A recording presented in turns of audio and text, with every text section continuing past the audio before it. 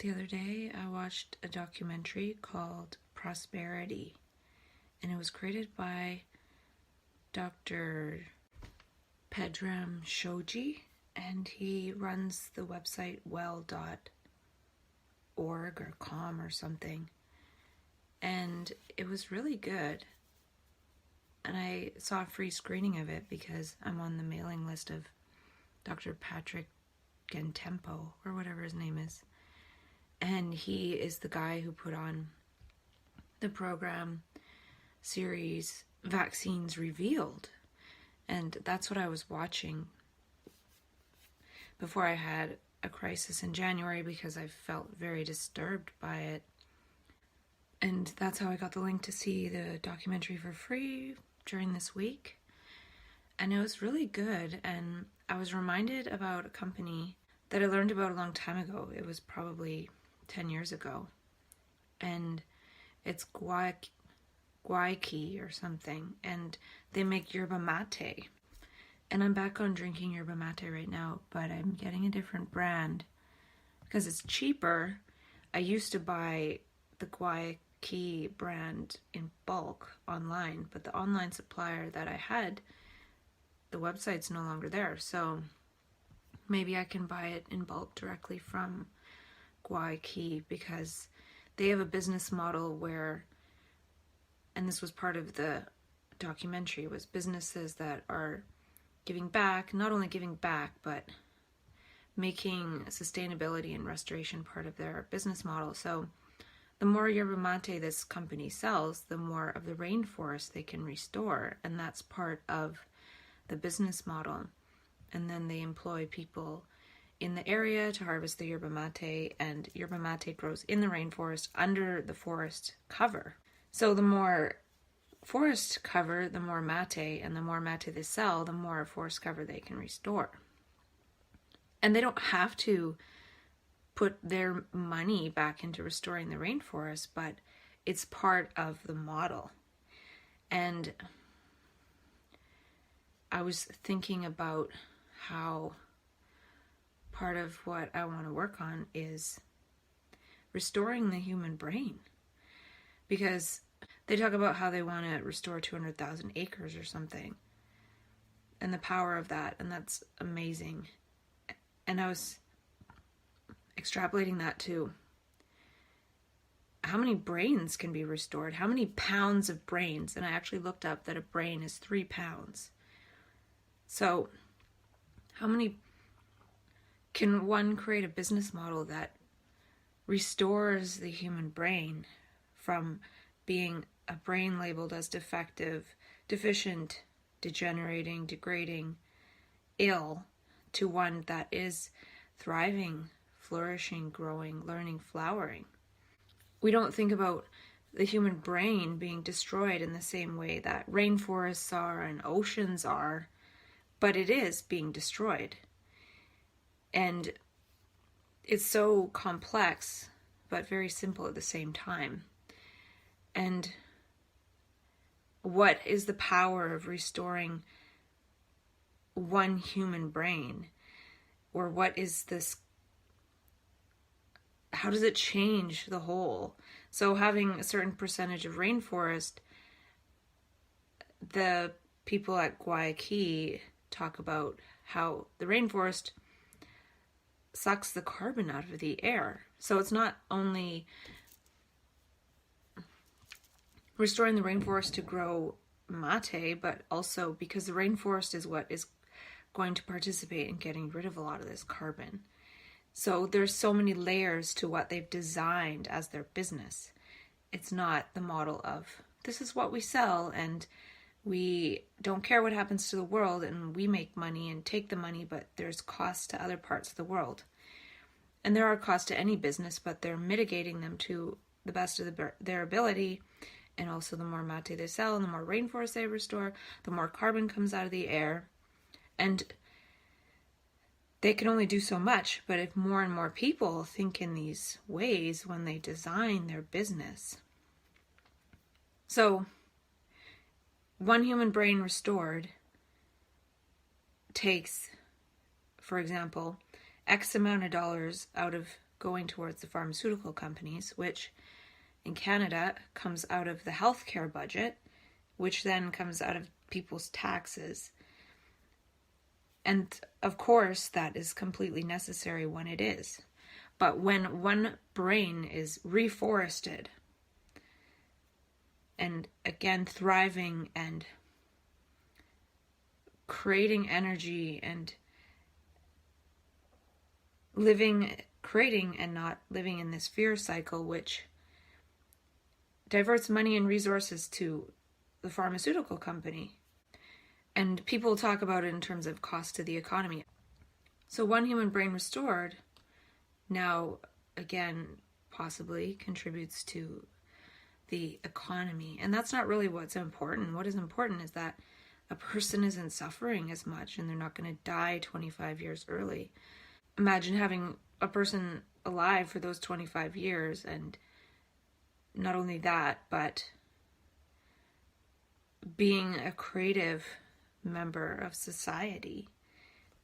And just one person, I think, has a power of, I don't know. So there's probably math behind doing something to calculate. Restoring one human brain to thriving is the equivalent of how many acres of forest or how many liters of ocean or something. For example, I was in the hospital April 2016 in a step-down facility for 33 days. I don't know, but that might cost the system $1,000 a day or something like that. And so that's $33,000. That's more money than a person gets as a amount to live on in a year. Here, a person will get, say, $12,000 a year to live on. So a 1-month hospital stay costs nearly 3 times as much than it does to cover the cost to give the person money to barely live on the disability benefit. So I learned enough that the next time, in January of 2017, this year, I had a major crisis, but I completely avoided the hospital. I stayed with family. I took a bit of extra Seroquel, maybe, I don't know how many dollars worth, not very much. And avoided going to the hospital for 10 to 33 days, which is $10,000 to $33,000 savings. Now imagine giving somebody $33,000 to design the life of their dream and move towards thriving. They might never need another stay again, which some people are in and out of the hospital a lot.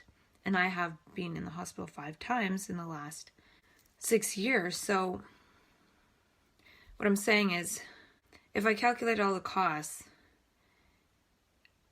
after my first hospitalization and put that towards thriving, it would probably be a lot cheaper to help someone thrive than to make them live in poverty. So they have housing first for people who are homeless. I feel people who have these emotional, social, spiritual, psychological crises need dreams first. We need to be helped to live our dream because that's what's going to heal. And if we're able to live our dreams, likely we're not going to fall into this system of poverty. So say it's calculated that it costs $2 million to move someone in and out of the hospital system for the rest of their life if they get a mental health diagnosis. Why not give a person a percentage of that to really thrive and divert those funds out of the hospital system? Not only would it save that extra money, but the person would now be, as they call it, a productive member of society. So producing things, buying things, working. But these things aren't seen because it's not seen as possible that someone, after being labeled with a mental illness, can thrive. It's seen as, oh, you're going to have this for the rest of your life. You need to take these meds forever.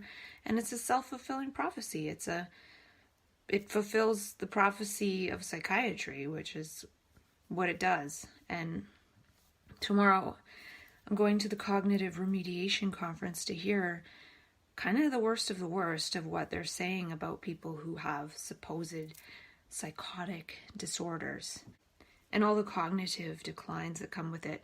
And of course, they're going to say it's not a result of medication, it's a result of worsening of illness. And it's so complex, but I'm seeing that there's this interplay of relationships, breakdown in communication and social fabric, which open dialogue can help, or dialogue with oneself can help to mend.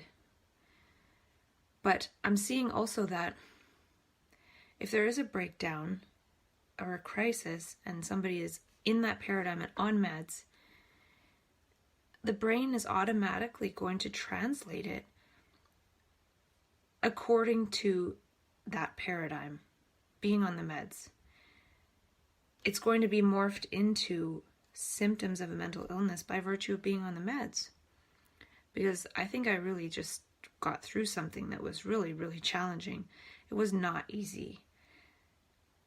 But not being on the meds didn't allow my brain to project symptoms of mental illness as the cause. Taking the meds is the solution in that paradigm, but it also exacerbates the symptoms being translated into that which one is taking treatments for.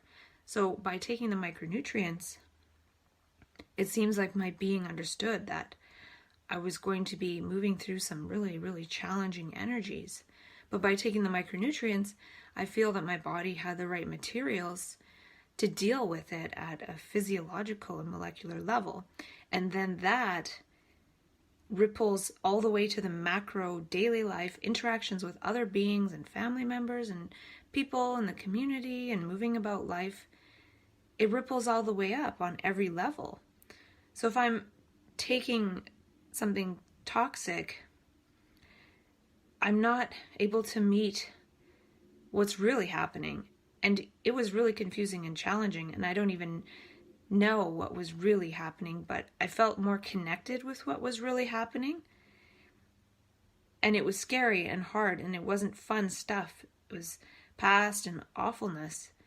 But by being connected and meeting that challenge, I was able to move through it. But if I'm taking a toxic pharmaceutical to mediate that and modulate that, I'm not able to meet the past or whatever it is that's coming up in the moment, because there's a wall, there's a screen in the way that's saying, no, you can't meet this, you're on these meds because you have a mental illness, which is almost like saying, you can't handle this.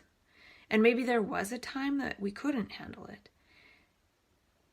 And partly it could be nutritional, because stress burns up a lot of the body's stores of certain nutrients and things. So we don't have that resilience. And perhaps when it burns up all the stores of certain nutrients, then we're in the same situation where we can't meet the challenge, because on the very smallest level, we don't have the right ingredients to do so. So then it makes it so we don't have the right ingredients on the macro level, which is perception, ability to meet things, communication, ability to communicate properly. If our cells aren't able to communicate properly because they don't have the right nutrients, it makes sense that the combination of all of that, all of our cells not communicating, will ripple up, and the self, the ego, is an epiphenomenon of the whole being and cells and everything interacting. So if they're not interacting and communicating at the cellular level, it makes sense that we're not going to make sense and be able to communicate with those around us, other cells in the being of humanity. We're not going to be able to communicate properly, and it's perhaps an indication that our cells aren't able to communicate properly. I don't know, I'm making this stuff up on the go. I've never thought about it that way. But I'm going to end this in case I can keep it short. So many possibilities. I think creating the math around moving into thriving and not depending on the system is important, and doing some math around diverting some of the funds from acute care to prevention, which is allowing a person to self-direct and live one's dreams.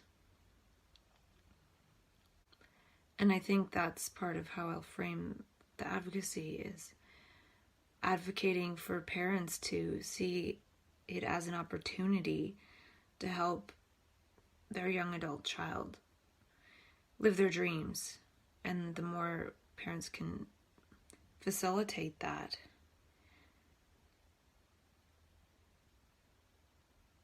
I think this phenomenon of mental illness will fall away. It's hard to say, but the Prosperity documentary was really good. It gave me quite a few ideas in terms of this restoration of the human brain model. We don't think about how our brains need to be restored to their original capacities and capabilities and gifts. And I do feel that people really have done everything already. People have written all the books, created all the courses. There's this newmap.info thing. So many great books. It's a matter of living out one's life and living out one's dreams. Each of us. And trusting that what we need will be there in the moment, and that's what synchronicity is. It's a very deep trust that what we need will be there in the moment. And when we're taking steps in our dreams, since we're walking in our dream, what we dream will be there next, but in a surprising and fun and playful way. And this is the way that the universe can respond to us and co-create with us. And it's co-creative, and that's why people who have a mental health diagnosis and are living with family do need others to have a new consciousness around this phenomenon.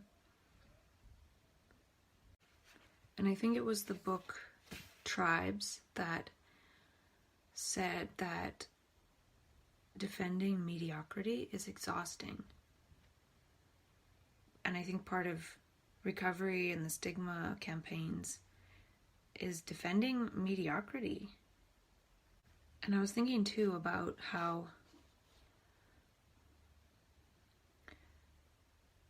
in the expansive states, there's often a feeling that is ecstatic.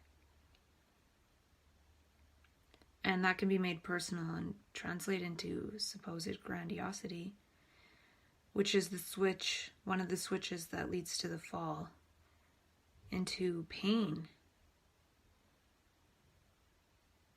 And this is the thing, that the feeling, the embodied feeling of ecstasy,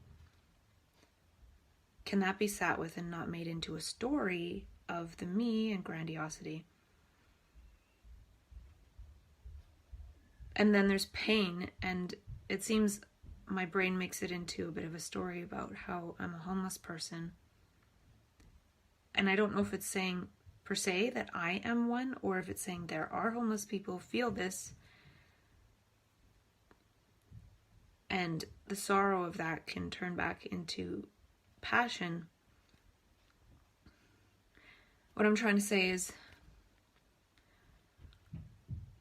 when the pain is there and the brain creates stories that aren't congruent with one's life, if it's the pain of all humanity, it can share stories with the brain of different situations of the pain of all humanity. And when we're feeling that, we're not feeling like our ego self. And then people that know us come along and say, "What's wrong with you?" But the truth of the matter is, we can expand to feel anything from any time in humanity. So in that painful state, there's pain. It's the pain of humanity. So imagine being in that much pain and realizing it's the pain of humanity. I can access anything in humanity, the highest ecstasy, which is non-personal. Anyone can experience that. It's not, I'm so great, so that's why I'm feeling this ecstasy. And it's not, I'm so bad, and that's why I'm feeling the pain of all humanity. It's, we're human beings, so we can sense that, we can feel that. It doesn't happen all the time or most of the time, because that would really be troubling, but it's transient. So in that immensely painful state, or immensely ecstatic, if we can be with that without creating stories, and the ego is the story maker, then if we're not creating stories and believing those stories, then where is the hallucination, or where is the delusion? The ego is a delusion. It's delusionment. So in that energy and that pain of all humanity, it's going to create more lies and stories. If I'm sitting in my chair and feeling like I'm in so much pain, and then I think aliens are coming when I'm just in a lot of pain sitting in a chair in my room, one is going to lead me to the psych ward if I tell other people or am afraid. The other, it's going to pass. And I experienced that last night. My body was in a lot of pain. I was sitting with it. There were no extra stories going on about it. About why should I be in this much pain when I'm sitting here in this chair? That must mean I'm bad. That must mean I'm being punished. That must mean... None of that was going on. My heart rate was very even. And I sat with the pain without making stories about it. And it passed. So even the story, oh, this is the pain of all humanity, that's a story. But at least it's a story that I realize, oh, this is going to end. It's not going to go on forever. I can handle this pain. It's not that bad. It hurts, but... And I could make up the story, oh, I'm processing more for others that they can't process. These are stories too, but they're perspectives and reframes that lead the brain to be calm and realize it's going to end. So if I have extreme body pain and I think, my symptoms are coming back, then I'll make a story, and then I'll think, oh, I should tell someone, and then they'll be worried, and then they'll say, you should take this, or you should do that. Maybe we don't need to do anything about it. Not even make stories about it. So I also feel like there were stories coming up for days, and I wasn't believing them and acting on them. I talked about this. I kept going through life. And I think the nutrition and the nutrients helped. But there were a lot of scary things. But I think eventually the scary stories kind of give up. And then I'm left with this body pain without a story. Because pain is pain, and there's all this psychological pain, which creates stories of the psychological pain. Without a story, where is the psychological pain? So by denying the story-making process of psychological pain, perhaps the pain of expanding into more of human consciousness and then contracting back is physical pain. And it's bearable, it's doable. It's easier than the psychological pain, I'm finding. So the important part here is by allowing the process and not prematurely making it into a story about, this is about my mental illness. By realizing that we can experience or feel so much more than we think we do. And by thinking we are a me, we think that our experience and feelings and thoughts should be limited within what the me directs and has in the past. But that can expand and it can contract. And it's starting to do that as an exercise in order to, not starting, it's always been doing that, but it's always been doing this. It's a matter of how we see it and how we understand it. And There's no ultimate understanding of it, and there is no it. But the human brain can understand, and at this point what we're doing now is diverting and outsourcing that understanding to the medical authority of psychiatry. So if I feel these body pains and there's a story and I call it panic or anxiety, then that's what is going to lead me to walk myself towards an authority who's going to give me something for it that perhaps if I sat with it for an hour, it would be gone. And that would lead to walking on with one's life, as opposed to walking into the psychiatry office and then walking into the pharmacy and then walking out with a prescription and then walking and taking the meds and then poisoning the whole body. And the body doesn't like that, and the brain doesn't like that. So as one does that, the body is less and less able to meet the challenge of feeling this pain, of feeling the whole of humanity. And as Krishnamurti says, passion comes from sorrow.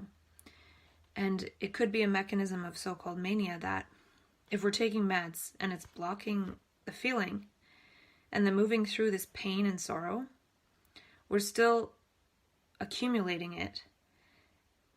And there's still some part of the body that is experiencing it, though we're not consciously aware. So then eventually when enough sorrow builds up, there is a switch in the brain and in the body that we can't process any more sorrow, so the brain switches us into ecstasy, which is the mechanism of being with sorrow and allowing that to transform the being. And then when that being with sorrow has passed, again, one is aware, perceptive, present, attentive, because one was attentive with the pain. So one is able to be attentive with everything going forward, and taking the meds is saying, I don't want to pay attention to this, I can't sit with this, I can't be with this. But just like any type of training, the more we can sit with this and be with it, the more adapted we are to sit with it and be with it. So there could be more of it that comes along and we feel it less. Or if the wave of it is a certain maxed out intensity, the next time it comes along, we don't feel it as intensely. Who knows how it works exactly, but the more of us that can sit with it and be with it, it will build our strength of being able to sit with it and be with it. And those who medicate it, and I'm not saying there's anything wrong with that, it's what we know how to do. It's what we've been told to do. It's what we've been trained to do as a result of thinking it's our personal mental illness. It makes sense that we would treat ourselves with something. But if it's non-personal pain of humanity that passes, if we can be with it and sit with it, it's temporary. Then we be with it and sit with it, and it's temporary, and then we build up strength to be with it and let it move through us. And then by being attentive, we build attention. We're able to be attentive to each moment like we are through the pain. And that could be the gift of it, is being attentive. Not saying, I'll be attentive when it's wonderful for me personally and gives me pleasure, but when it's painful, I'm going to do everything I can do. Wander around, create all this chaos of seeing psychiatrists and help me and take this pill and pharmacy and everything. Because I can't sit with something painful for an hour. I'm going to go to this for an hour and walk around here and worry for others and worry for other. I'm seeing what I'm saying. I'm seeing the chaos that is created because we can't be attentive with a bit of pain. And there's a time and a place. It takes a lot to realize that we have a lot more power than we think. And by giving our power over to psychiatry to understand us, then we get lost in that system. When if we're able to sit with something for X amount of time, we can go on with building our dreams and creating our life. And like I said, I think the meds make it so we can't sit with it. maybe when this pain comes, it's best to sit still with it. But if I take something so I don't feel the pain and I'm moving around and doing other things and not attentive to what's there, whether it's pain, whether it's daily life, by not being attentive to what's there, I'm contributing to the buildup of chaos in my life. And if the cells and the whole body realize that I'm not with the moment, I'm moving in the wrong field. I'm moving in an incoherent reality. I'm not moving based on reality. And in reality, in actuality, there is pain. And I feel like I'm making pain sound so wonderful here. I'm not. I'm talking about my experience of moving through it. And maybe some people don't get any pain. I don't know. And it might not even be pain. It might be energy. It might be the cells mutating in some way. Just like as we grow up, some of us get growing pains. These could be growing pains. Growing into expanded consciousness and feeling more. And as we're able to feel more, the universe gifts me, I don't know if it's a me, with a lot of insights. And with that seemingly comes responsibility. So can I be responsible with the insights which feel good or seem good?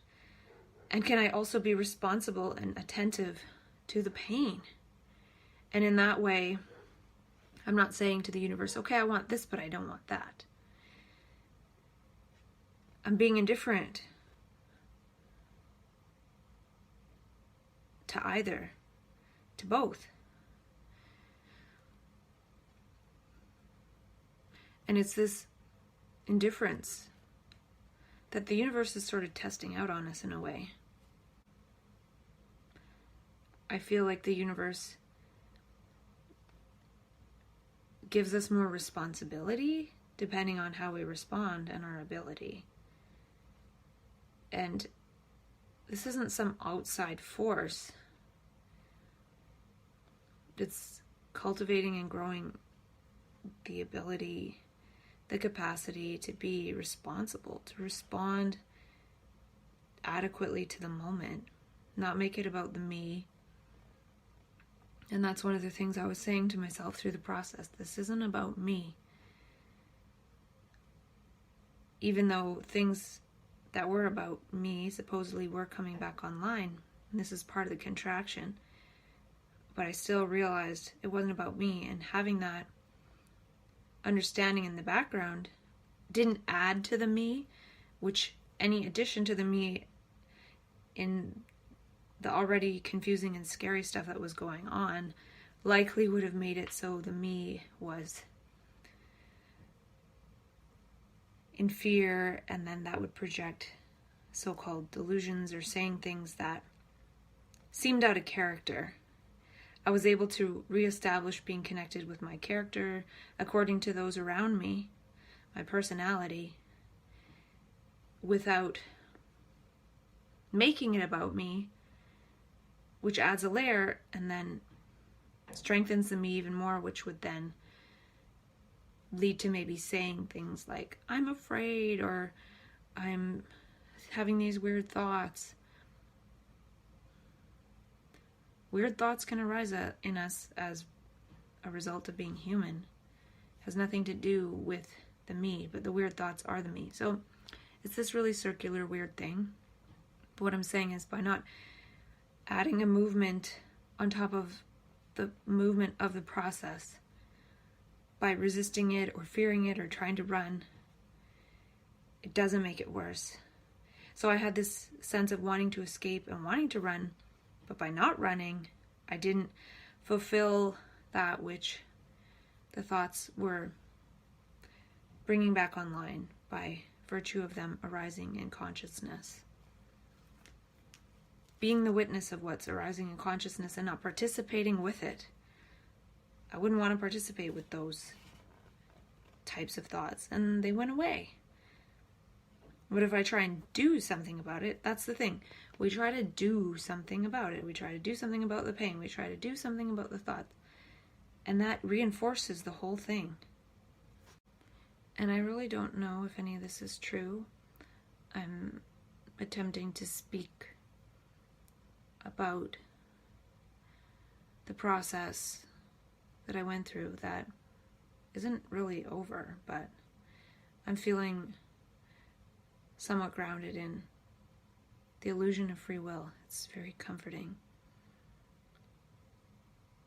And I'm grateful for it. And what if one was able to utilize that illusion of free will while one has it to create? So I'll go back to feeling like I'm creating something and this is fun, but it's still fundamentally an illusion of free will. There's no doer, something's happening. But it's nice to feel like the doer of it.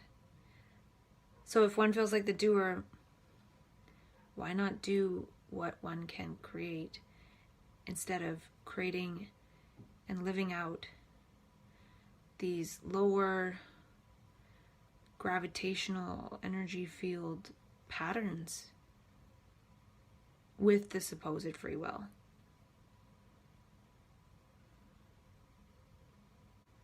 I remember when I was in the hospital in April 2016, feeling like sitting all hunched, and with the free will coming back online, I used the free will to sit up straight and say, no, the energy is not going to warp my body and contort it into lower energy postures that then change the way people around me respond. I have no idea what I'm talking about. On some level, I've created all this. I've done it all to myself. No one's done anything to me. Even when I say psychiatry has harmed me, that is only true on a certain level.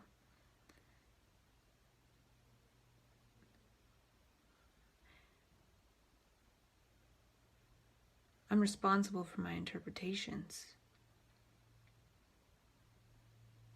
And I see that I need to move outside of this interpretation. But I also have this sense that I'm grateful to be interpreting it from my subjective ego, free will, illusion perspective at the moment. It's nice. I just looked at my notes and I wrote down that as a mental health consumer, we're made addicted to the products, kind of like getting addicted to Coca-Cola. And for some reason, my brain thought of how medications seem to stop working over time. And a person needs a new medication or something. And I'm wondering if there is a mechanism around that related to how a lot of times the paradigm can be helpful at first, or takes a while for it to help. Like, oh, meds take 6 months to start working or something. What I'm thinking of, though, is one can temporarily divert one's understanding to the medical authority. So, an example like diabetes or something, one can temporarily divert to the medical paradigm and the treatments are helpful, but the helpful treatments in terms of diabetes are taking its toll on the body elsewhere. So it's going to create another problem, which could then be diverted to another medical treatment and another medical treatment. Or one can use the medical treatment and diverting the responsibility and understanding to the authority of medical health professionals, whether mental health or physical health, or one can use that as buying oneself time to understand and take responsibility. So I feel like the brain wants to understand, and in understanding it's taking responsibility. But in taking a medication, it's saying, I don't want to understand. It's saying, I can't understand right now. I can't move with this right now. And there's nothing wrong with that. But at the same time, if we work to understand as we can in the background, then eventually we understand enough for ourselves that when these strange things happen, we don't need to divert it to an authoritative way of believing what others say it is. We have a sense of understanding for ourselves what it is, and it's not a particular thing. The understanding arises in the moment, and it has to do with the moment or not. It might have to do with the past, but then one feels, oh, this is from the past. It's not happening now. There's the ecphoric sensation. So, yeah, I'm seeing that.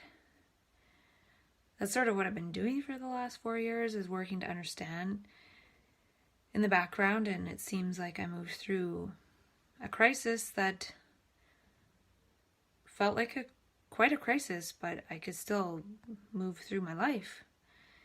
Whereas in January, I couldn't. It made me bedridden and taking Seroquel. So I understand more. And it's not that I understand more, it's understanding moment to moment builds the brain cells of understanding and being attentive and meeting the challenge of the moment. Understanding for oneself, the gesture of, I can understand this for myself. That's a capacity of the brain. I don't have to look to another to tell me how to understand this. And so it doesn't necessarily matter that we understand it in all the same ways. The point is creating and relying on one's own understanding. And then the brain feels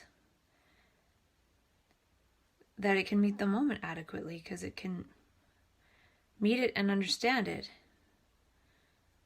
without diverting the understanding to the authority. And part of why that needs to be diverted in the beginning is because our brains have been trained not to understand for ourselves. They've been trained to look to the authority of education or family or whatever to tell us how to understand it. Everyone has ready-made answers. But when our brain understands for itself, it understands that the answer in the moment isn't even the answer. No answer can adequately grasp the moment. So in that way, when there's an answer in the moment, which might be a thought, and one is moving in this way of attempting to understand, one understands that that's not the answer, that that's not the truth. So again, this is another way that the mechanism of believing and thinking and believing thoughts starts to break down, because one understands that a thought is never really completely coherent with the moment. We're usually completely coherent with the moment when we're not thinking. In an emergency situation, all of a sudden we do something so quickly to help someone or something like that, and we don't even know how we did it, because we so met the challenge of the moment without thought. So part of it is learning to meet the moment without the mediation of the past thoughts. And the more we're able to do that, the less thought comes in, or if it does, we understand that that's not the answer. That's not the truth. So in saying that we understand it's not the answer, what we're doing is we're questioning that thought. We're doubting it. We're not believing it. And that creates the space to not act based on thought. And all of a sudden we're perceiving, we're seeing, we're listening to thought, but it's a different approach than identifying with it and believing it. So in that way, some of these scary states with scary thoughts can be a practice of negating them and not believing them. Because if we believe them and act on them, we end up in the psych ward, oftentimes. And if we don't, then it's the same in a way as every other person on the planet who has their own supposed private thoughts and are just moving around in their day, even though they're probably thinking, I wish I could punch that person in the face, but still smiling and nodding like people do. So if somebody thought in regular consciousness, I want to punch that person in the face, and they believe that thought and they punch someone in the face, they would be in trouble. So what's the difference if I think there's aliens landing outside and I don't believe it, versus a person who hasn't been labeled and pathologized thinking, I want to punch this person in the face, and not doing it? It's thought. We don't need to act on our thoughts, and they're not even our thoughts. If we identify it, that creates the me, which is the identifier. So disidentifying is not believing. And yeah, I wonder if I've said that in enough ways to illustrate the point.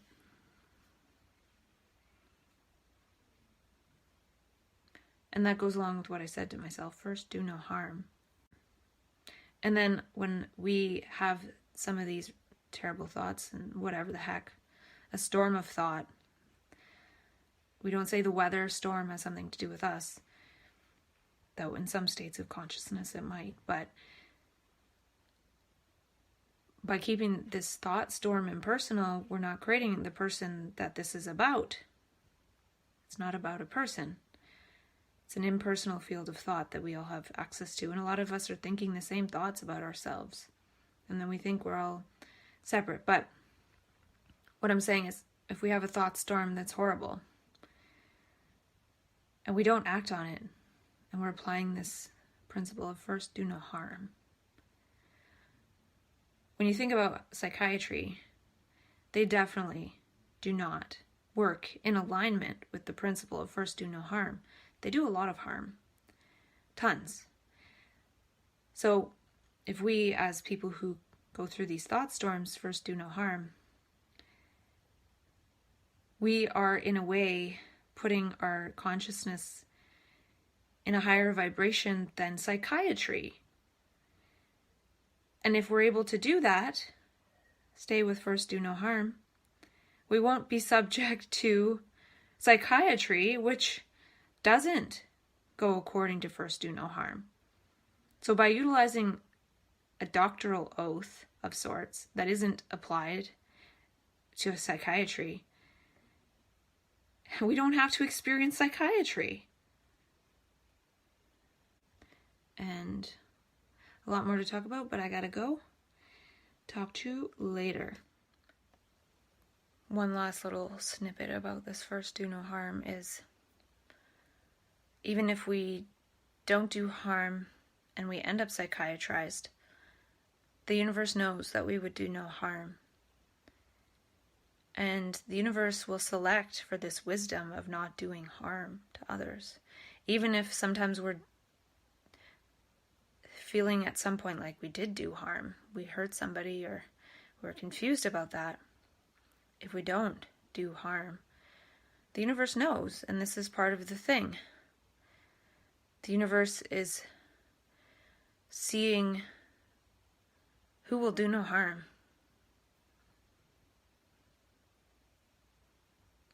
No matter what thought says, and the universe is trying to create an algorithm in the brain where we're not operating based on thought. So if we have really terrible thoughts and we don't operate based on them, the universe knows we're not going to operate based on thought. So it's very complex, very dynamic, very much an elegant design.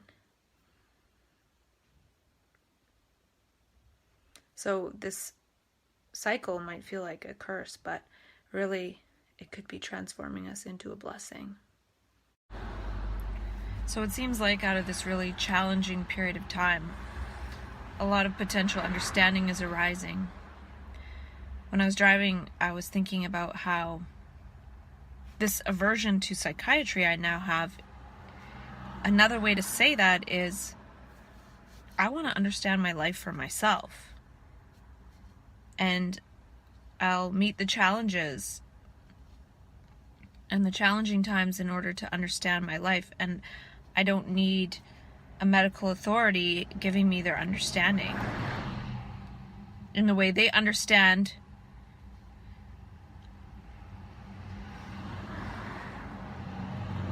not helping to understand life moment to moment, day by day, but giving a label and a big overview understanding as an umbrella through which to interpret challenges. And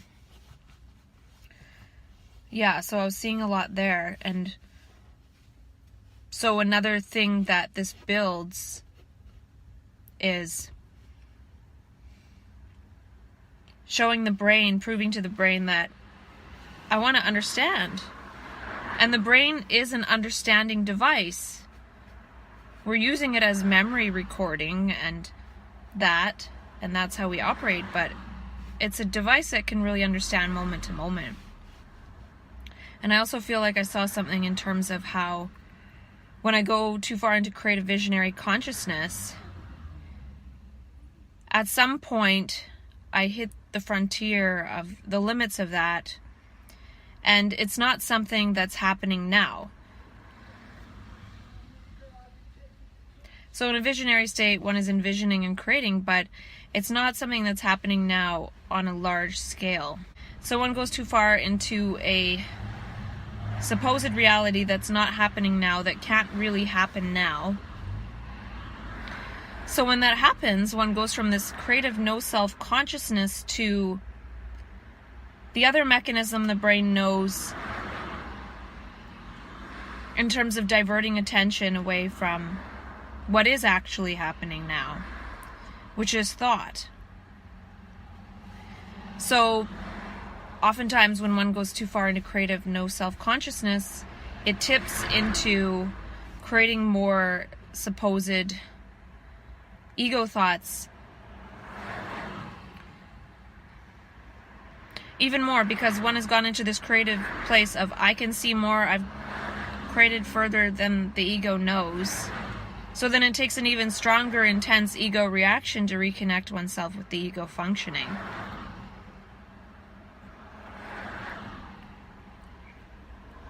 So what I'm saying is,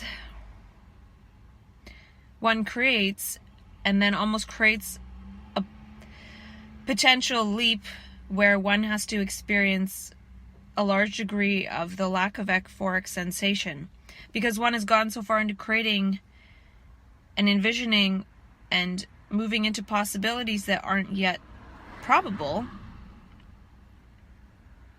in one's relationships, in one's epigesturetic matrix. So the people around help to gesture us back into ego consciousness. But I feel that any thought is, in a way, some kind of lack of euphoric sensation. Because even if we're thinking, we might not understand that's not happening now. So there might be euphoric sensation in that I'm not thinking, I don't know where this is coming from, or it feels like it's happening now. But anything we're thinking that we're identified with, we feel like it is happening now, and we operate based on that's what's happening now. Which is the subjectivity, which could be ego level consciousness making up stories about what's happening now in terms of relationship dynamics. But going into creativity is almost making up what could be possible now, but it's not happening now. But one moves further and further into those possibilities on the creative side. What I'm saying is, thought in general diverts our attention away from what is happening now. So even if it has euphoric sensation, our whole being and body and senses aren't sensing the actual moment. It's not sensing actuality. So our thoughts put us in touch with a subjective reality based on our own subjective ego stories that actually isn't happening now. So what I'm saying is the creative state has some similarities to an egoic state in that it's happening subjectively for the creative being, but it's not happening as the collective algorithm of how people operate. So there's a switch at some point when one goes too far into creativity to bring one back to ego consciousness, because that creative state isn't happening now for all the beings around in one's epigenetic matrix. But what I'm trying to point to is any thought operating. And that's the point that most don't make. They try to say, well, have good thoughts. If we operate based on thought at all, we can be subject to supposed bad thoughts.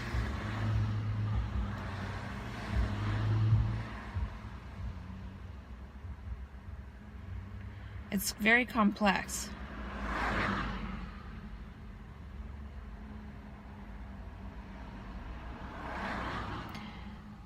I'm saying that the ego is an abstraction away from actuality. So even though it may have euphoric sensation, it doesn't have direct contact with actuality. So there's no actual sensation. I don't know if there's a word for that, but euphoric sensation relates to knowing that it's a thought about the past or a memory, and the ego consciousness to a certain extent is a certain euphoric sensation, understanding that I will have me and my personal memories, but there is an expansion that can happen where the subjectivity expands to include more than the ego story. And when it happens like that, it's difficult to know what is happening now, because the ego thoughts are happening now, but if there's ego thoughts, we're not present. So when the subjectivity expands, we're present with something that is beyond what we're usually comfortable with. So we don't feel it as ourself. But the point of this expansion is to feel more as ourself, because more information as ourself, because that means we're contacting more of the actual moment and having that information flow through us, that energy and information flow. But when we interpret it according to the me, then we're again trying to limit this moment to have something to do with the me. But that sense is kind of important, because we do appreciate a sense of doership.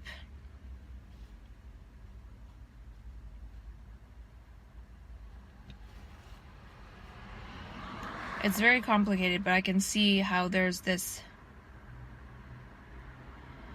going into creativity too far and getting to the point where we realize that isn't happening now. It's not, people aren't ready for that yet. So we get walked back, and that it's not happening now sense of the end of creativity can lead to the ego projecting so-called hallucinations and delusions.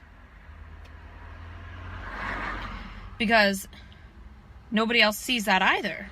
They don't see the creativity algorithm happening as a possibility of existing in non-selfhood. So when we cross that line over into the ego coming back online in order to pull us back, and there's no right and wrong in this, I'm just making stuff up. And just as in the ego thoughts, we're present with that, but as soon as we're present with that thought, we're not present with the actual moment. So there's something here. I don't know exactly what I'm describing, but I feel like there was a real gift in going through this real challenge, because I feel like I can understand more. I can understand it because I went through it without interpreting myself as mentally ill. So it gave me the opportunity to understand this mechanism more, and then speak from it after the fact. And it's the challenge to understand moment to moment, really.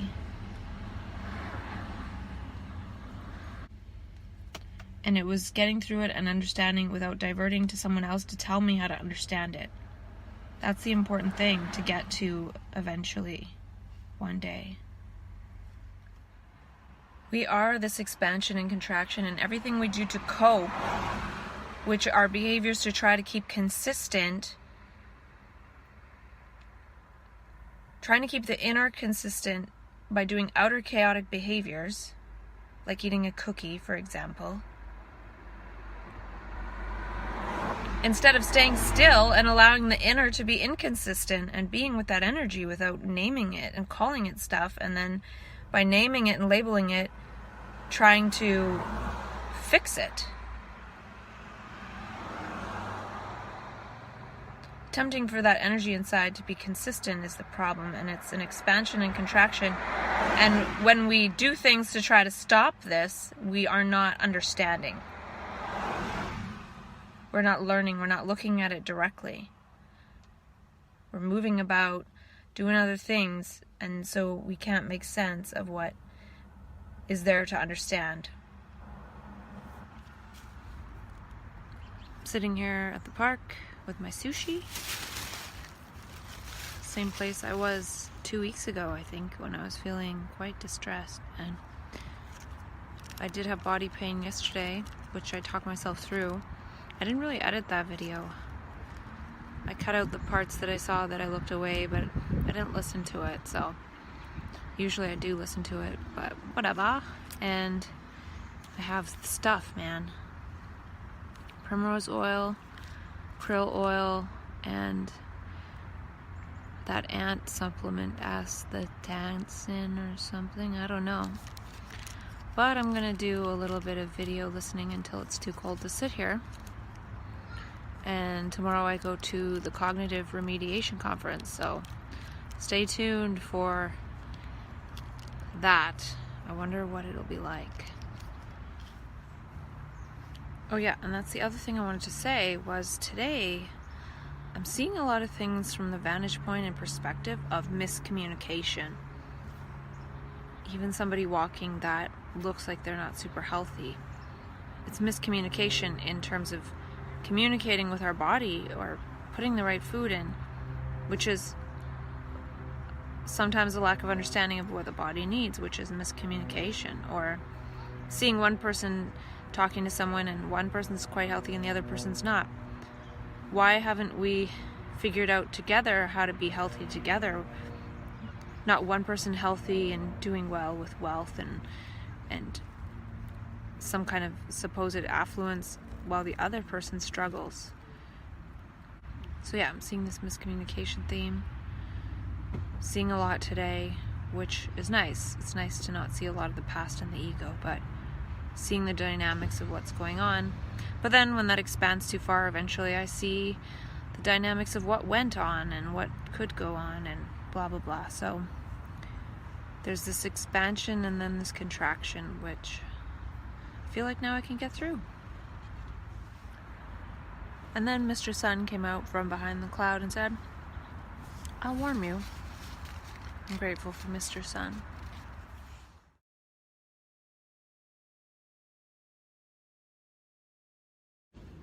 So I'm on break at the Cognitive Remediation Conference, and I've written a lot.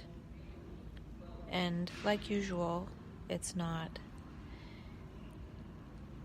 related to the content that they're saying, but extrapolated to my own context that I create. And I'm seeing now how the brain prefers to live in stories, and it creates stories as an epiphenomenon of not paying attention. Stories are from the past and from memory, and usually in daily life we relate based on stories, but what happened, blah blah blah, we don't relate based on what's in the moment now and creating. So I'm seeing that part of this return mechanism is creating stories. So when one goes far into creativity, but others aren't there too,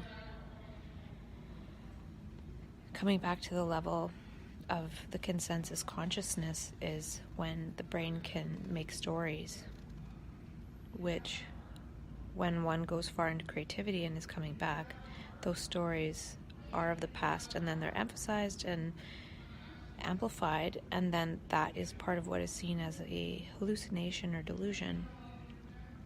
But really the brain is in a different operating system, which is creativity, which moves the brain beyond trauma or even what is thought of as cognition at this point.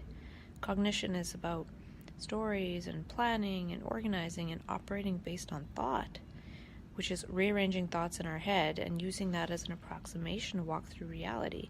And when we're doing that, we're not in the mode of perception action, which is creativity. So I'm seeing this other mechanism, and it's kind of fascinating. And I've written down way too many notes to get to all of them by talking to myself on video, I think. So I might do an audio talking about the extrapolations. Because again, it's not the content that they're saying. I don't even know what they said most of the time. But what they're saying is extrapolating to this other way of seeing and thinking about it. They have their way that they're training people to see and think, which is cognitive remediation. But I'm seeing something else. It's something about going into creativity, which is no selfhood, and the self is that which gets traumatized and needs healing, and the self is that which breaks down, and that affects so-called cognition. But again, it's not about getting that type of cognition back. It's about moving in a completely different way in the brain, which is a creativity algorithm. So I'm grateful for being here and having these extrapolations, but I don't really see it as something that helpful. And they haven't really talked about medications causing these effects of the decrease in cognition. They say cognitive remediation is a parallel treatment, so medications help the negative symptoms and things like that, and then the cognitive remediation helps the cognition. But I've experienced what this does to cognition, what the meds do. When I was in California in March, I had to take Seroquel for a couple weeks, and I could barely function. I could barely do any computer work. It was confusing. It was hard. Just to do a few basic calculations on the computer was hard. To do task 1, step 2, step 3. It was so hard and so difficult. So I know firsthand what that crappy chemical toxic drug crap does to the brain. So they haven't really said that. So I feel that creativity and a different something can be designed to help people move out of all of this altogether. And that's the key. People would rather be entertained with a good story, and we walk around entertaining each other and not living life and moving with the moment and creating the moment and seeing what's there now actually together. So how does one create that?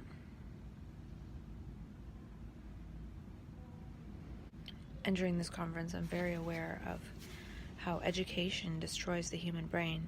Somebody on the break told me that cognitive remediation came from brain injury.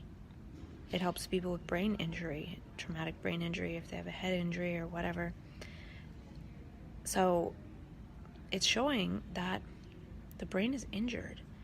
And a lot of so-called psychotic disorders happen between 15 and 24. So I think what happens is by 15, all of our creativity and natural human capacities of curiosity and learning have been drilled out of us through the current education system. And the brain sees the meaningless life that it's on the trajectory of. And a lot of times, if there's some trauma that happens, that adds to the meaninglessness of it all, because the whole society isn't safe. We're not safe together. It's competitive. It's everyone against everyone. So no wonder it feels like the world is against us all and there's some conspiracy, because in education we're trained to not cooperate, have success, individual goals, individual separation, as if anything happens in separation and individually. It doesn't. We're trained by the thought sphere of the whole collective to think in individuality, yet we got all those thoughts from the collective. So there's something that can be created where we operate together and understand that we're thinking together, not separate thoughts that aren't separate, because we're programmed with them. So there's a lot that I wrote down about this very complex dynamic, and it's fascinating. And I feel also too that getting a label and a diagnosis, and I've talked about this, says don't think for yourself anymore.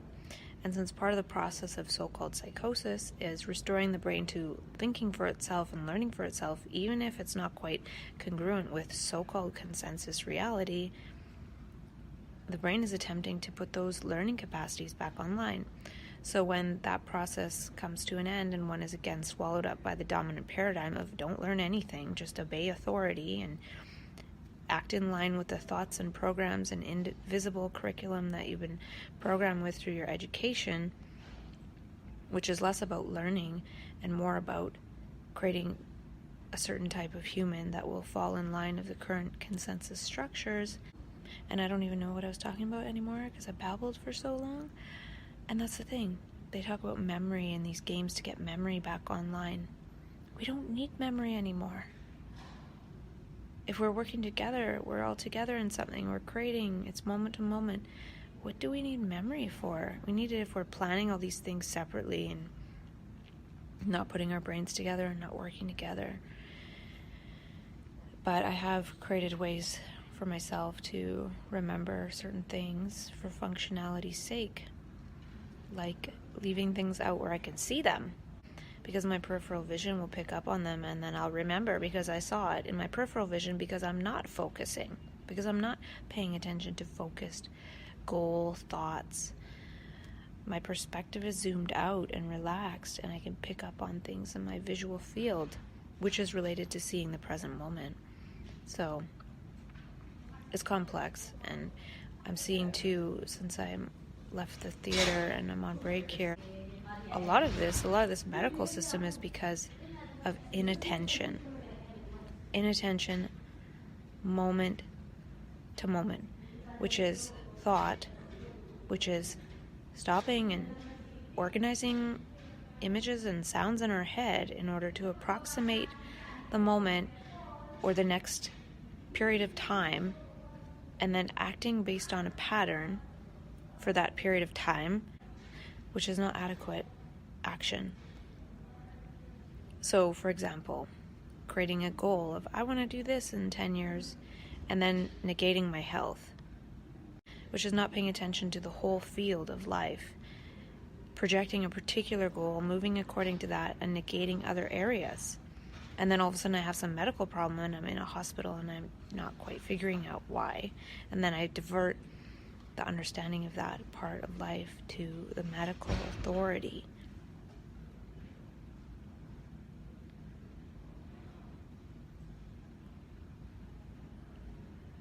Someone was looking at me. Yeah, I'm talking to myself on a phone.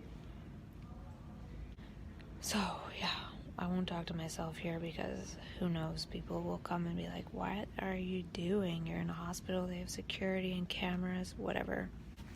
So yeah, I'll talk about that on audio because there's a lot and it's easier to edit it or not edit it. And it'll be a lot of babbling, and my videos yesterday sounded a little crazy. And I think it's also showing that by being inconsistent and creating a lot of context, there still is some kind of trajectory that one goes on. One still manages to live. So, and not according to a pattern. Whatever. I made a face at that nurse, sort of, who looked at me like, what the hell? And then I felt some pain in my heart, and I realized I did that to myself. They don't know what context I'm sitting in. They were just curious. And why should I be angry at someone for being curious? Because our brains go into curiosity as people who go into map consciousness and trans consciousness. And then it starts learning again, and then eventually we get punished for learning outside the box of consensus reality and seeing beyond our limitations that are imposed on us through education. And everyone's suffering from that. And also, I need to remember not to be angry, because this psychiatric paradigm is a holding pattern. It's holding some of us, a lot of us, but one can get mad that an airplane is put in a holding pattern and delayed from landing, but the plane eventually will land. It's a holding pattern. It's time. It's buying time. As long as we're alive, even if we're in the worst psychiatrized position ever, we still have a chance to come in for a smooth landing. And these are the things I forget all the time.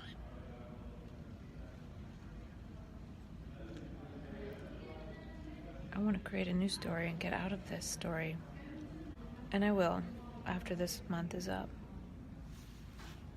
And yeah, this really is an experience of hearing what they are saying about us.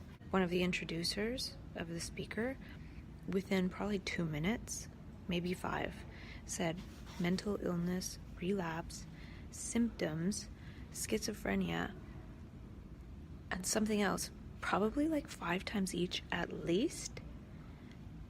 It was mind-boggling. I recorded some of it, but I didn't get the beginning part.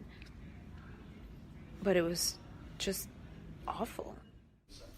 I think, in terms of some of the work we've done in basic psychosis, and certainly I encourage more broadly, is looking at the body and physical exercise, actually, I think is something that can really help with the negative kind of symptoms of the illness, provided there's enough of a program in place to encourage patients to participate in exercise. But what's really exciting about cognitive remediation and thinking about that and so on is that it brings to the focus on schizophrenia is not just thought about in terms of affecting the mind, it affects the body and particularly the organ we're talking about here is the brain, right? Because cognition is a function of our brains.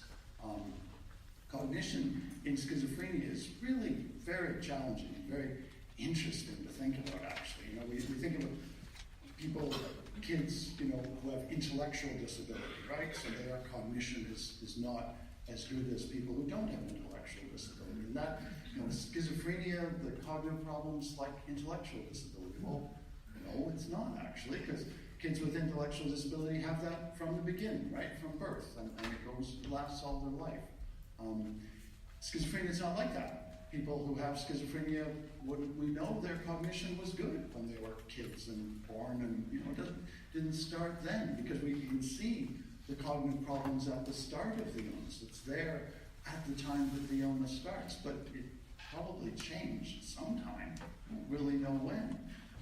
Is it like Alzheimer's disease then? Is it what we call these illnesses are dementia, right?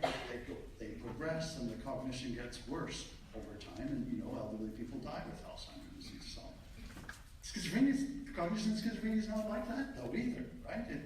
It's there at the beginning of the illness, but it stays about stable. It doesn't seem to progress and get worse.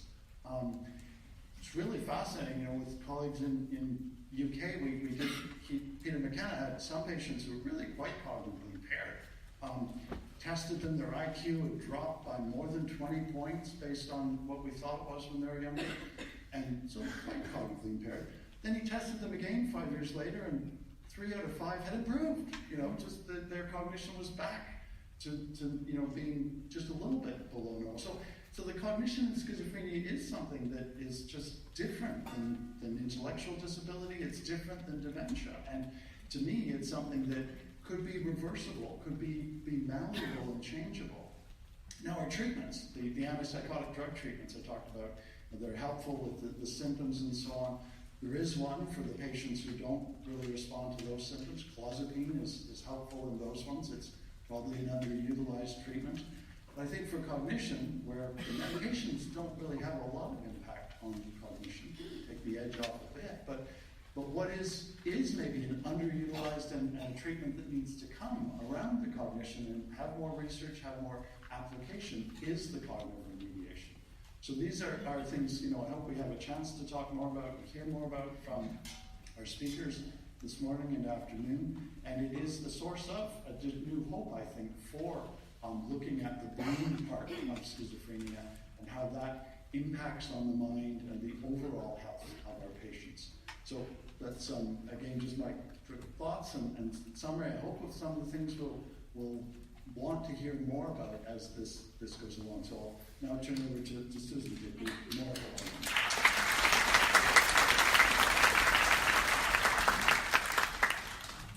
And then one of the guys here is one of them that, oh shit.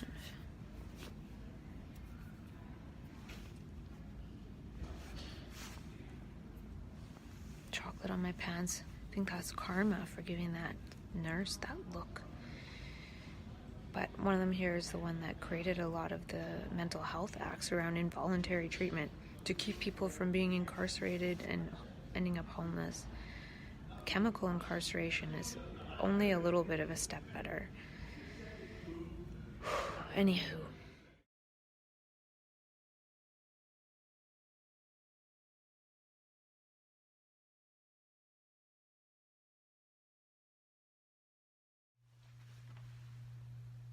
So I'm home from the conference, and regardless of all the content that happened all day long that was quite awful when compared to the context I've created for myself, when I got to the event, I was looking at the books on display for sale, and one was Waking the Tiger by Peter Levine, and it's related to trauma. And another book by him, and also a book by Brene Brown called Something About the Wilderness, and it's about, I forget, but something about by standing alone, something. But anyway, they both really resonate with me, so I'll probably buy them on Kindle and read them. And I did get a sample of the trauma book, and interestingly, it talks about what I was just talking about the other day when I was saying how Krishnamurti says that sorrow leads to passion. And the book is talking about how a lot of spiritual traditions say that suffering is a path of transformation. So again, I'm on this path of the universe bringing me things in actuality once I start to investigate. I'm ready to investigate this. So I'm going to go over my notes, my extrapolations from the Cognitive Remediation Conference. And there wasn't very much hopeful stuff from the day from my own perspective, but I did write pages upon pages upon pages of extrapolations. So I feel like babbling on about it like a crazy person and putting it in terms of my context. And again, I didn't make notes about the content they said as much as epiphenomenon of insights and ideas that arose in consciousness as a result of what they were saying. And I don't think I'm going to be too coherent with this in terms of trying to make it linear. I just want to put voice to the things that I wrote down, to give voice to them, not so much to try to make sense of it in retrospect, because to me that's a similar process that is happening. People observing stuff, trying to make sense of it, putting it in a neat little package, and then putting that understanding onto people. And this, what I'm going to share, is my understanding that arose that isn't necessarily linear based on what they were saying, because they were giving a linear program, but my mind was having insights which aren't linear. So I will read it in the non-linear insight order that I wrote down. And there's a lot of it, so I'm going to babble on and see how this goes.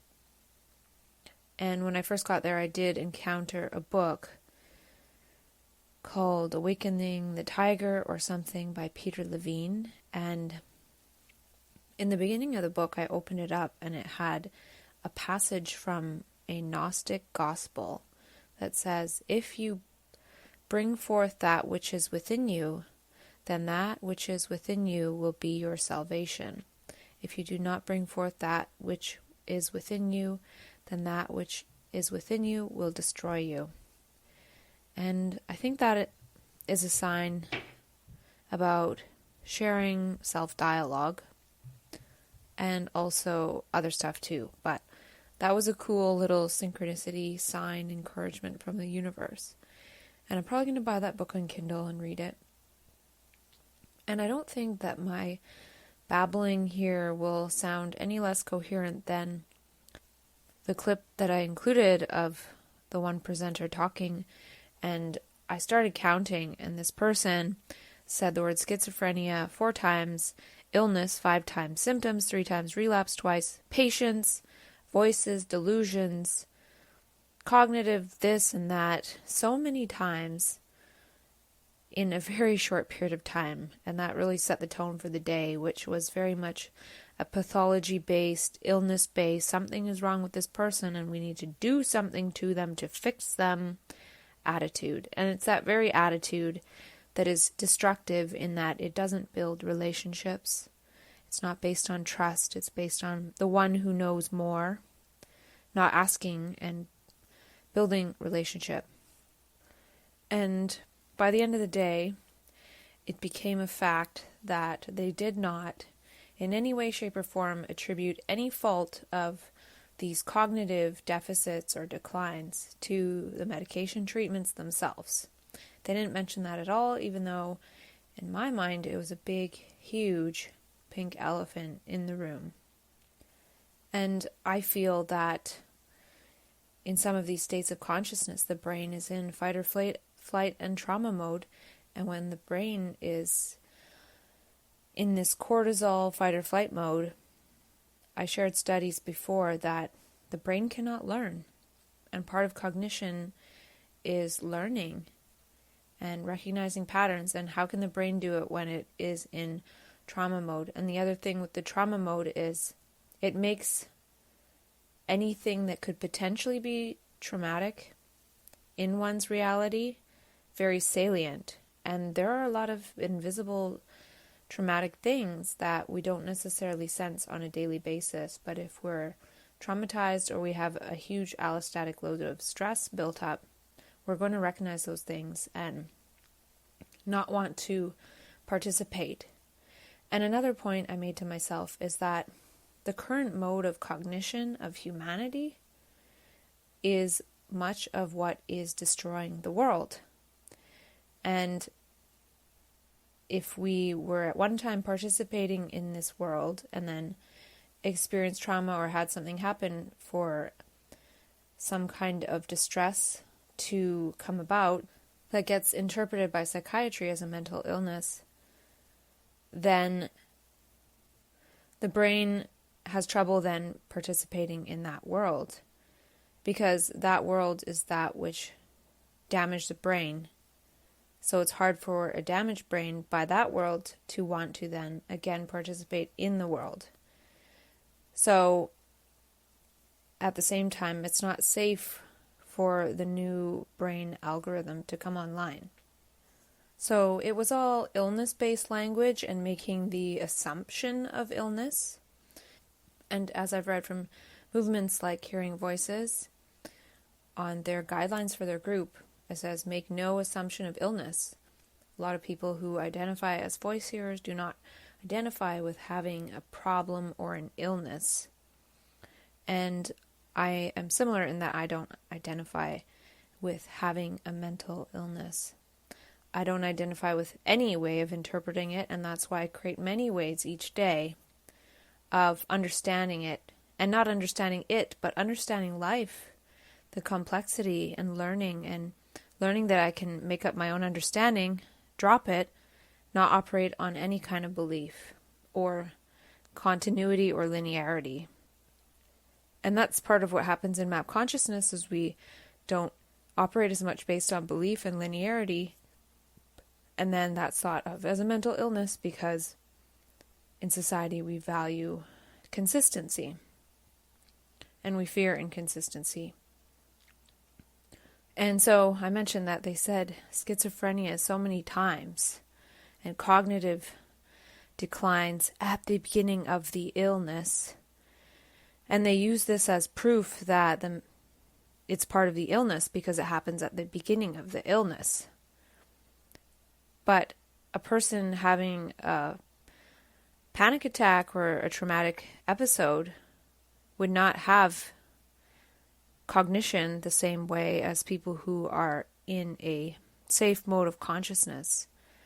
So to me, it's entering that traumatic mode, and of course cognition goes offline because the brain is experiencing trauma. But then what happens with the medications is it freezes the brain in that state of not being able to deal with the trauma. And so it then freezes the brain in a state of having less cognition. So it was interesting that they use that as proof because, of course, my cognition changes when I'm having a distress event. But it comes back, especially because I've never agreed to be on long-term antipsychotics. And in the beginning of the day especially, just hearing the professionals talk about people like us in these ways literally made me feel ill. It made me feel nauseous. They also said things like clozapine is an underutilized treatment, cognitive losses, and they said they released a book called Cognitive Remediation to Improve Functional Outcomes. And this is just such disjointed and inhumane, cold language. The tone of the conference really was that we are functional outcomes, or problems to be fixed, and productivity. It's like, just get back to work. Just go be a part of the economy like you were trained to be during your educational years. What if an outcome was that we got to live our dreams, not function?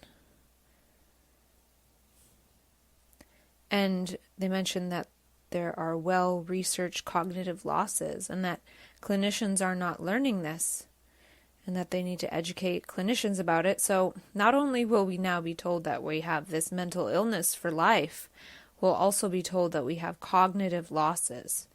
So it's a double devastation. And it's devastating to be labeled with that, and it basically tells a being to stop learning, stop trying to live life, and you won't live much of a life, and now we'll be told about cognitive losses. And this sort of messes up with their biochemical imbalance theory. How does this fit into it? And then I learned that one of the doctors there was one of the people involved in creating the mental health acts for involuntary treatment. And that kind of energy being in the room was just awful. Not all provinces have mental health acts that have involuntary chemical incarceration, but mine does. And I wrote down that we need to create the way out of how we are interpreted and funneled by professionals, and also how they program our families.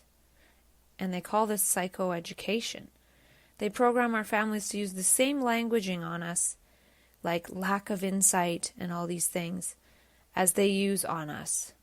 And then our family looks at us just as psychiatry would, and I don't know if this is family's fault or is just the way they're programmed. And I'm not necessarily debating whether cognitive remediation works or not. What I'm saying is using illness-based language is not nice, and not admitting to the effects of the medications and how they cause brain shrinkage, they cause cognitive decline. They even at one point said people with schizophrenia have weight problems and high cholesterol, and didn't even say that was from the antipsychotics. So they didn't say anything. They're not admitting any iatrogenic effects of these medications. And later in the day, they went as far as saying, oh, we're looking into medications that might help the cognitive declines. Anyways, on to the next bit. I did appreciate learning about cognition, and also something that I thought of was how the cognition of our prefrontal cortex, and I've talked about this before, is largely programmed, conditioned, and contrived. These ways of thinking and our thoughts are programmed into us. We didn't come up with them ourselves. So it's a false structure of programming. So when that breaks down, we're assuming that that's really a real structure and that it's not based on the way society has been built, and as if this society that we've built is the only way to build a society, because I feel that the brain is opting out of society because it sees where society is going. And there is a new functionality of the brain. There's a new cognition that right now the environment isn't the proper soil for it to flower. It's not safe for that to come online yet. And a point made was that we focus on getting rid of things like symptoms and not really doing things to gain cognition. And a scary thing they presented was between 1889 and the present day, within a 10-mile radius in New York, I think it was, there was 50,000 people in institutions. Now there's only 896 inpatients left. But how many people are chemically incarcerated?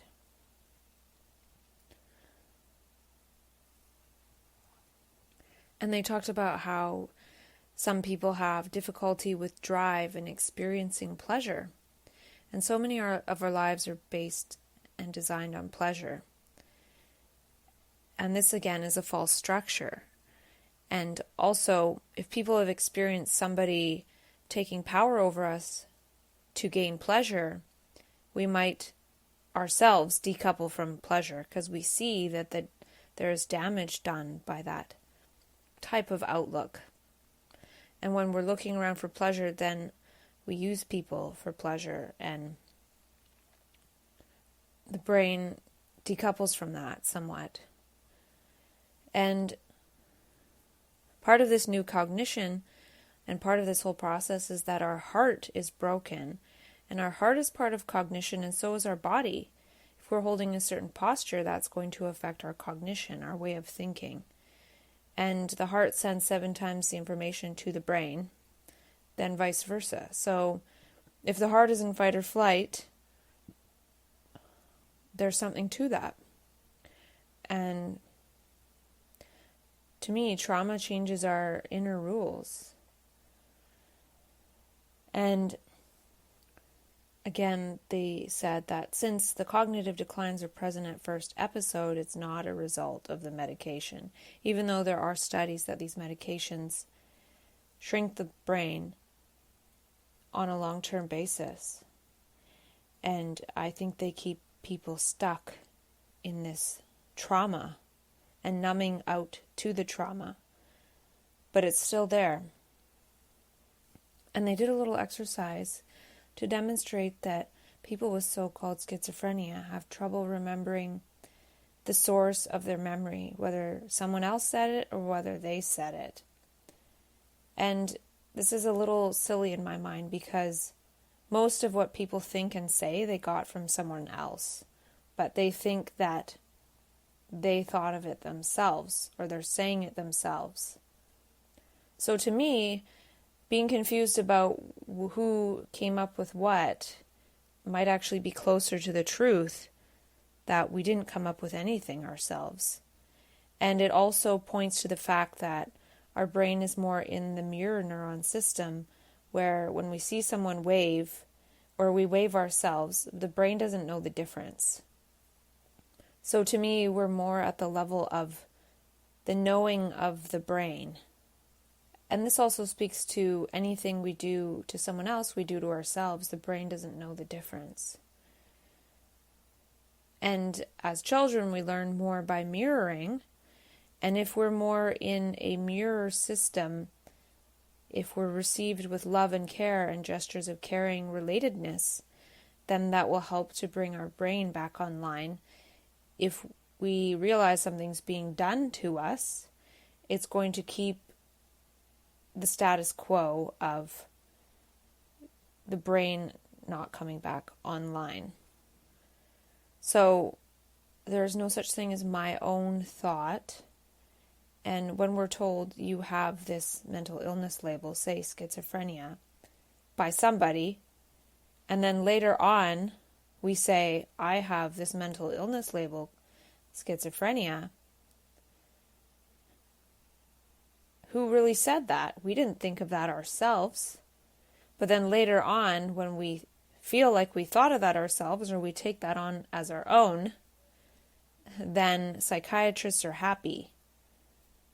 So to me, what it shows is a brain in this vulnerable state is easy to be programmed into thinking that it does have some kind of mental illness, because it might at some point pretty much think that it thought of it itself when we've been hypnotized into feeling and thinking these things. We didn't come up with that ourselves. That's not how we would interpret ourselves if we never heard that word or anything about it. So to me, this is closer to the truth, breaking down the myth that we thought of something ourselves and it wasn't programmed into our brain by somebody else saying it to us. A traumatized brain doesn't want to participate in this world. And interestingly enough, about cognitive remediation, where it's mostly done on a computer, if there's no therapist there, the treatment, as it's called, isn't effective. And again, this shows the power of relationship. If there's relationship there, genuine relationship, nearly anything is going to be effective in my mind. It's the power of relationship. They did a trial where people did 40 hours of cognitive remediation with no therapist, and they didn't improve at all in quality of life or role functioning, even though cognition went up. And they talked about how the cognitive decline and functional decline precedes psychosis. And to me, this shows that the education system and the way the world is designed is destroying the human brain. Some people are not able to adapt or adopt these cognitively contrived cognitive structures. And the only thing they ever mentioned as outcomes or examples of somebody's goal were work or school. They never said anything else but work or school, as if we're functions of work and functions of school. And they mentioned that when cognition goes down 0.5 standard deviations, it equals 7.5 drop in IQ points, so tasks feel harder. And I was relating this to how sometimes things feel a lot easier when that creative energy comes in and I can get a lot more done. Time feels like it slows down. So it sounds like cognitive remediation is to go back to being a cog in the machinery of society.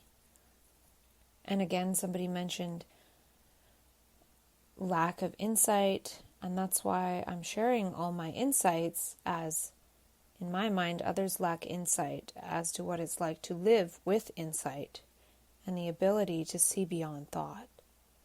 And families don't want to see that they're part of this.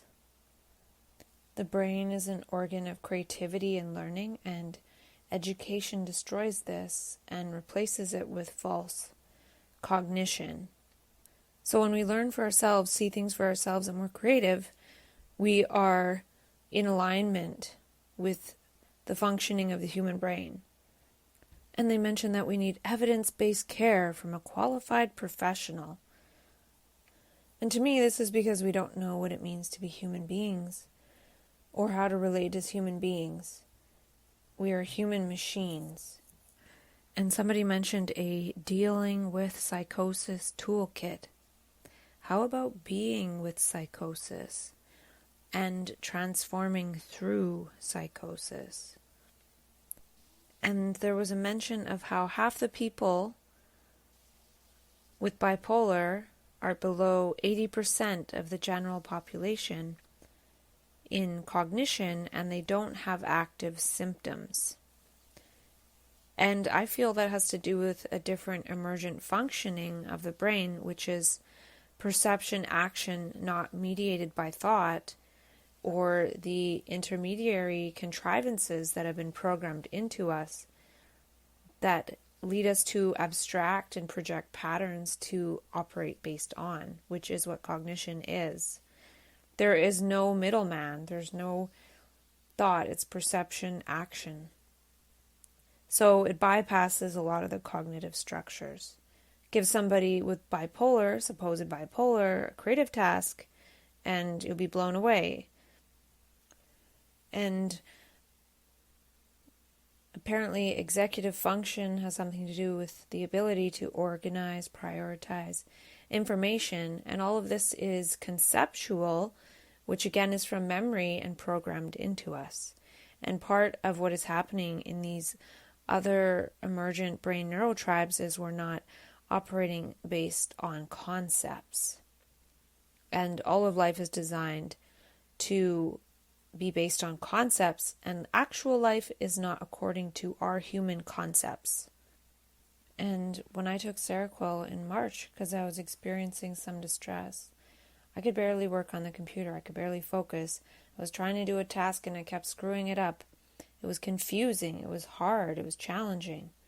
And they say, or they didn't mention anything about these medications interfering with functioning and cognition. They blame that part on the illness, as they call it. And dreams heal the nightmare, so if you want to help your loved one, participate in their dreams. And there's something about heart cognition and embodied cognition. And I feel one of the reasons why a lot of people experience depression when they go into post-secondary education is the brain senses it all as meaningless. And equating functioning with being a human, do we really know what human functioning is? The universe knows we don't need our brains for memory anymore. And when we don't waste the energy of the brain on recall of memory to project onto the present moment, we have more energy, because seeing and being in contact with the moment now creates energy. But the universe needs to make sure we will use these new capacities for good, in quotes, for the good of all. But it doesn't have to make sure of this, because perception and action with the moment is congruent and coherent, and thus can only produce what is congruent and coherent. And if we were all doing this, we would create a different world. Look what human cognition is doing to the world and others. This personal motivation and pleasure, and the current contrived cognitive structures. I wonder what would happen if families took hearty nutritionals first, so they could prepare to adequately move through distress with their loved one and resolve it at the root of it. In daily life, dancing out with their family and meeting each moment together and allowing what needs to heal to play out in the dynamics of family life, as opposed to family members looking at the one that has all the problems and trying to do something to fix that person Is it possible that the whole family can transform through one supposed family member having a supposed psychosis?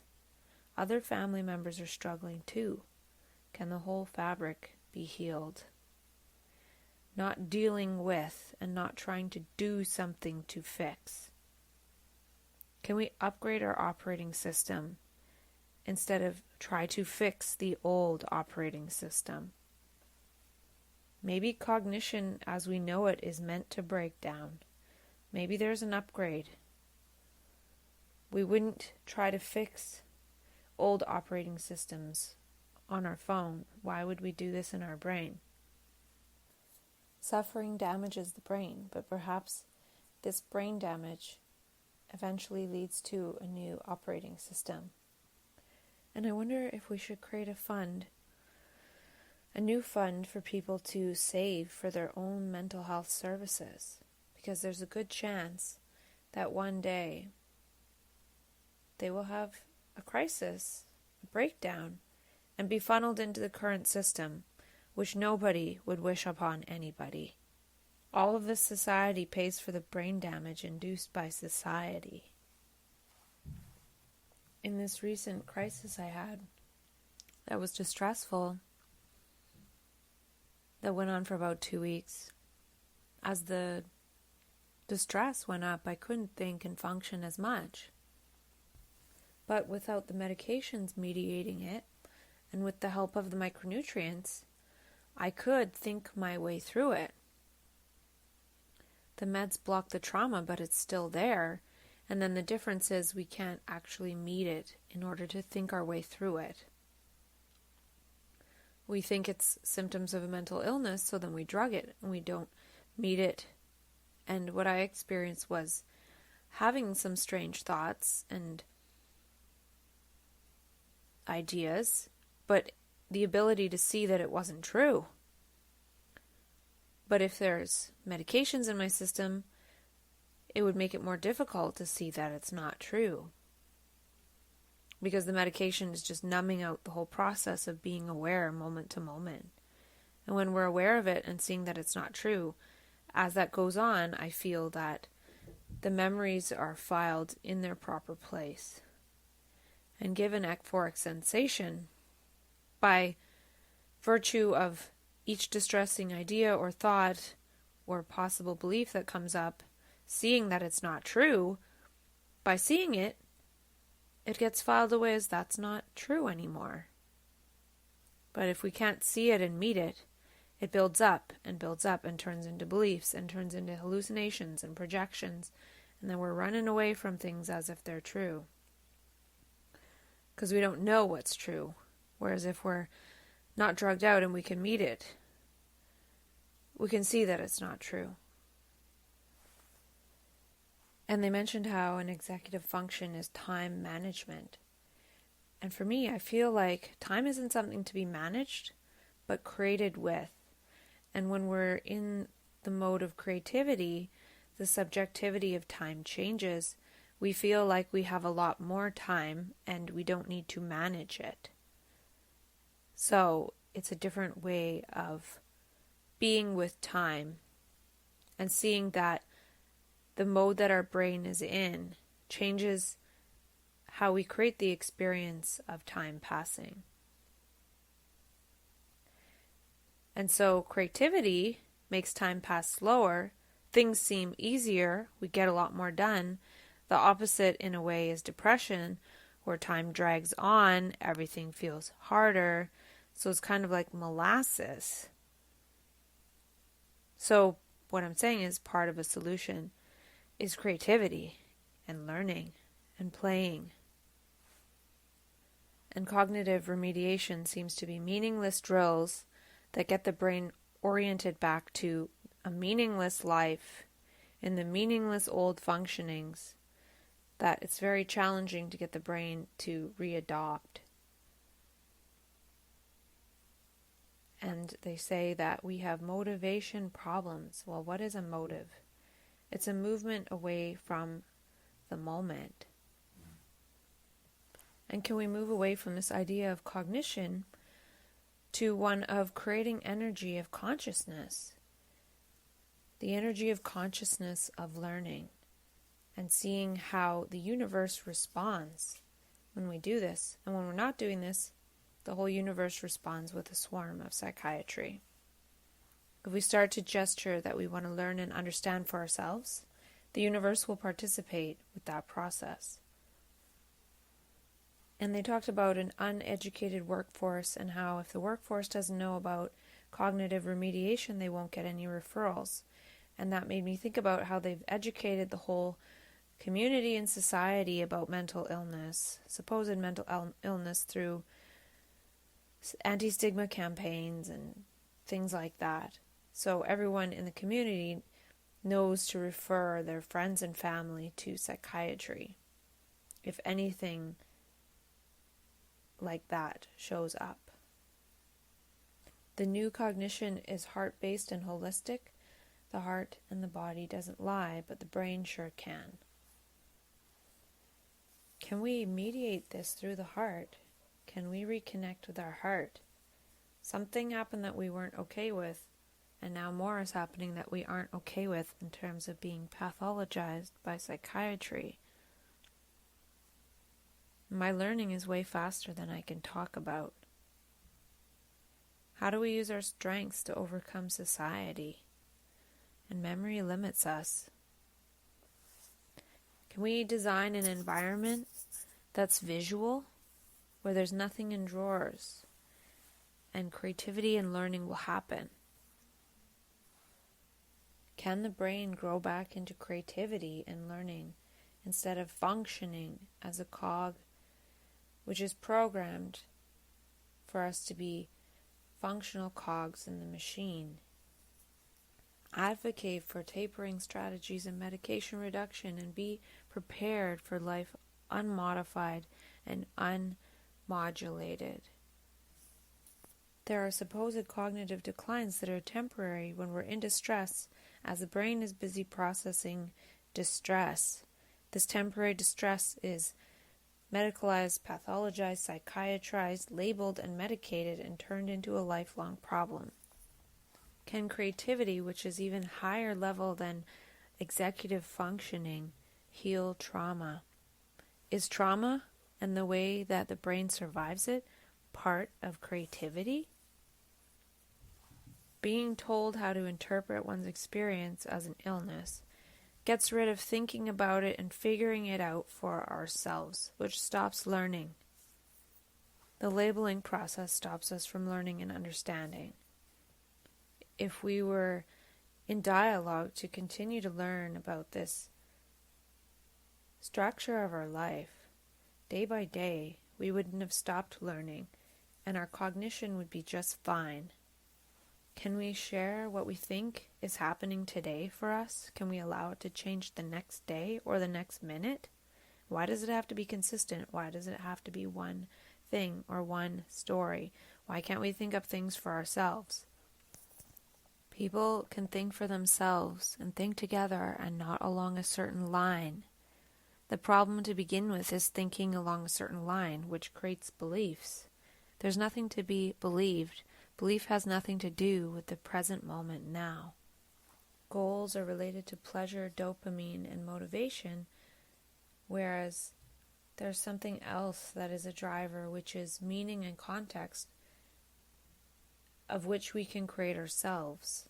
Goals, pleasure, and dopamine, those are projections that we then approximate in order to get a hit of dopamine. And can we allow people to say things and feel safe and not be judged? Can they say things without us interpreting it as behavior and then shipping people off to the psych ward because it's out of character? And this creates a fear of being banished. But we're banished to psychiatry. And can we move from thinking in terms of productivity to thinking in terms of creativity? I've never stopped trying to figure this out. The word just can be changed to possibility. And I feel that refusing to be on daily antipsychotics is what has saved me. The brain is for learning, so destroying its basic capacity through the use of psychopharmaceuticals leads to a life of meaninglessness. But our basic capacity to learn is destroyed through education, which leads to an accumulated feeling of meaninglessness over time, as the main meaning of the brain is to understand, to make meaning for itself, not live in approximation to life by projecting ready-made meanings from its memory bank. The brain is not sick, but it's sick of this society. Therefore, we must create a new society, as we who have dropped out can see what has destroyed and damaged the brain.